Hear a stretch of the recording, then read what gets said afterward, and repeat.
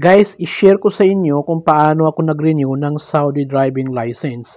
So, ang unang ginawa ko, pumunta muna ako sa clinics para kumuha ng IFADA medical report.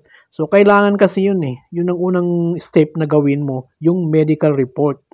Make sure na dalhin mo yung original Saudi driving license mo at saka yung ikama mo.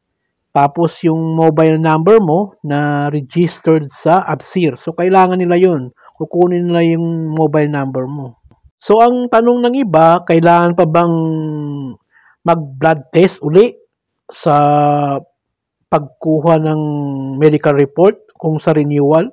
So, alamin natin yan guys kasi subukan natin. Kasi yung sabi ng iba, mga kaibigan ko, noon merong blood test sample kapag mag-renew ka. Pero ngayon, susubukan natin. Kasi ang sabi naman ng iba, hindi na kailangan. So, subukan natin guys.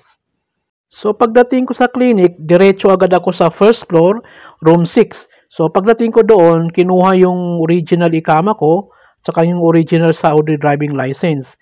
Then, sabi ng magbabayad na daw ako. So, mabilis lang. Nagbayad na ako gamit ng ATM card.